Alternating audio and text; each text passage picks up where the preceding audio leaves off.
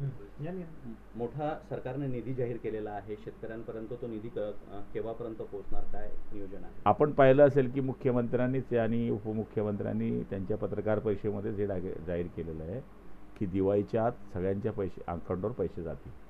त्यामुळे याच्यामध्ये शंका नाही. अजून 8-10 दिवसाच्या आत सगळ्या गोष्टी होतील, कारण की जी संख्या आहे शेतकऱ्यांची ती फार मोठी संख्या आहे. त्यामुळे मदत व्हायला थोडा उशीर लागणार आहे, पण दिवाळीच्या आत सगळ्यांना पैसे मिळतील हे त्यांनी कबूल केलं तर 100% मिळतील.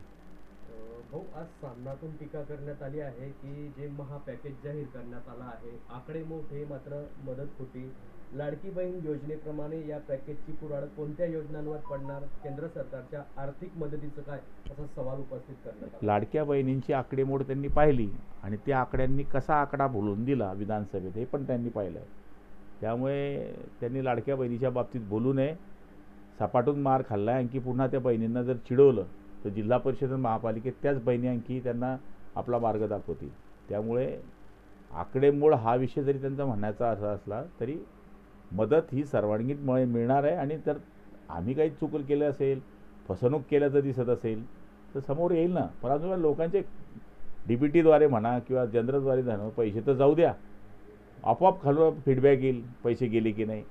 पैसे गेले नाही, कोणाच्या खिशात गेले नाही, 10,000 कबूल केले होते 2,000 गेले, असं तर होऊ द्या. तसं काही होत नाही. परस्पर तुम्ही म्हणता आकडेमोड झाली हे झाली, आकडा तर येऊ द्या. अजून 7 आला की 8 आला. सरकार आकडे मोठे करते आहे पण कर्जमाफीवर मात्र काही बोलत नाही. हे बघा, कर्जमाफी विचाराधीन आहे असं पहिलेपासून म्हटलं गेलं आहे. कदाचित याच वेळेस कर्जमाफी झाली असती. एवढा पैसा आता या ओल्या दुष्काळामध्ये जातो आहे. त्यामुळे सरकार कर्जमाफीच्या विचारात आहे आणि भविष्यात काही ना काही त्याच्याकरताही प्रयत्न सरकार करणार आहे. सरकारचा कापसासाठीचा भाव 8,000च्या पुढे आहे, मात्र खाजगी व्यापारी तो 4-4.5 मध्ये खरेदी करताना आपल्याला पाहायला मिळतं. शेतकऱ्यांमध्ये आधीच मोठं संकट आहे. निश्चित आहे, आपलं म्हणण्याप्रमाणे सत्य आहे हे. कारण की 5500-5700 कापूस घेतला जातो आहे आता. तो खाली ओला झाला असल्यामुळे स्टेपल माउंचर सगळ्या गोष्टी व्यापारी बघतात. पण आता CCIचे केंद्र चालू करण्याची परवानगी सरकारने दिलेली आहे आणि आम्हीसुद्धा मागणी केलेली आहे की महाराष्ट्र पणन महासंघातर्फे सुद्धा आपले स्वतःचे केंद्र राज्याच्या सरकारने सुरू केले पाहिजे.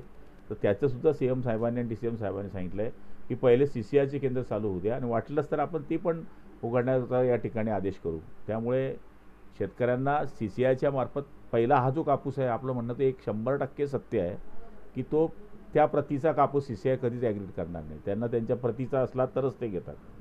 त्यामुळे निश्चितपणाने सरकार त्या गोष्टीचा विचार करेल.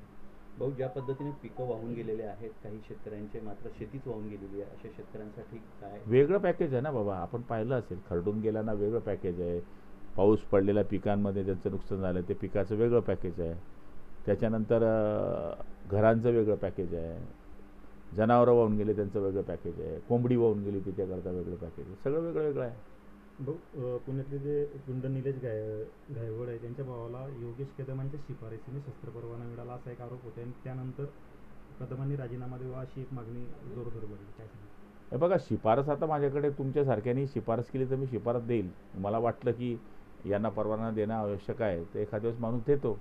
पण नंतर काही झालं तर मग यांनी दिलं होतं, पण त्यांनी असं म्हणून थोडी दिलं गृहमंत्र्यांनी घ्या आम्ही शिफारस देतो आणि गुन्हा करा, किंवा गुन्हा अजून सिद्ध झालेला नाही आहे. सगळ्या काही गोष्टी अपेक्षित प्रमाणे जे लोक टीका करतायत तशा काही नाही आहे. शिफारस हा मंत्र्यांकडे येणारा तर लोक वेगळ्या वेगळ्या शिफारसी मागत असतात.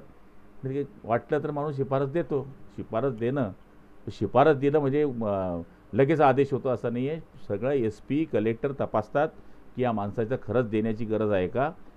शिफारस देणं ही फॉर्मॅलिटीज आहे एखाद्या वेळेस केलेली पूर्ण, पण हे देण्याचे पूर्ण अधिकार हे कलेक्टरला आहे. आता आम्ही पत्र देतो की गुलाबराव पाटलाचा शस्त्र परवाना रद्द करा. SP तरीसुद्धा रद्द करणारी पहिले चौकशी करतील की खरंच यांना परवाना रद्द करण्याची गरज आहे का. हे सगळे अधिकार त्यांना असल्यामुळे तुम्ही मंत्र्यांवर बोलणं हे उचित नाही आहे. लोकनायक न्यूज